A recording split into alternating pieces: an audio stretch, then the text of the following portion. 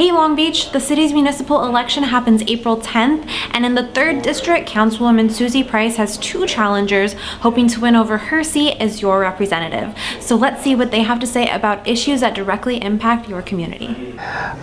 First of all, what does the Belmont Plaza pool rebuild mean to the future of Belmont Shore? And what does it mean to Long Beach as a whole?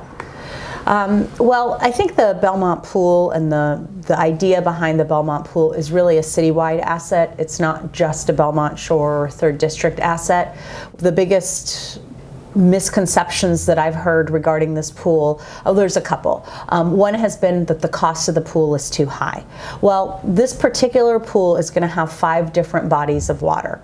And when you look at the cost per square foot for this pool and compare it to similar facilities around the nation, you'll find that the cost per square foot falls in line with facilities that are built inland and in other states. Building a pool is expensive, and unfortunately pools are not revenue generating facilities. So it is an investment that the city has to make in order to have a world-class facility that really showcases the city in a positive light. Unfortunately, the city is not in a place to be able to fund infrastructure, capital improvement like this anywhere else other than in the Tidelands area. We simply do not have that amount of money available in the general fund to build the pool anywhere else. There are some folks who simply don't want a facility of this size in their backyard. Right. They don't want the general public coming to their neighborhood. They don't want people from the inner city coming to their neighborhood. And rather than saying that, they'll find other reasons to oppose the pool.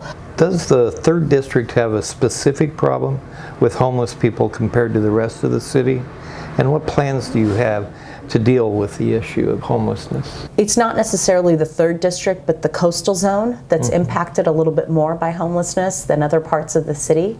And the reason for that, manyfold, but one is we have amenities on the coastal zone that we don't have everywhere else. We have open space, we have restrooms, in some places we have showers, and frankly, it's a beautiful place to escape. You're not in anyone's way when you're in the coastal zone because there's so much open space for folks to have their own private section. And so we see that happening a lot with encampments on the beach and things like that.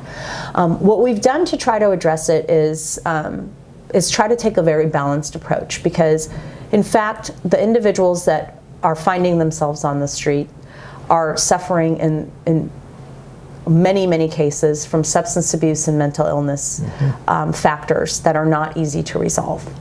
It's not a matter of simply putting them in a shelter because the issue for them is far more complex than that.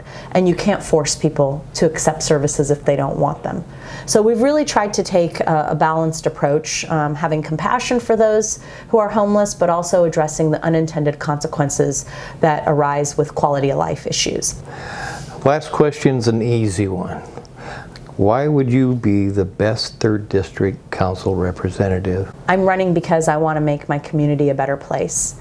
And regardless of how the election works out, I'm going to continue to be an active part of this community, regardless of who's serving in the 3rd District Council seat. Because this is my home, and this is probably where I'm going to retire, and I want to make it a better place. And I appreciate and I'm very grateful for the opportunities that I've had, and I continue to work harder than I've ever worked on anything in my life for this job. It's been 4 years, and I don't think I've slowed down at all, and I don't intend to. As my husband says, you need to do this job when you have the energy and the capacity to do it, because you never know what tomorrow is going to bring.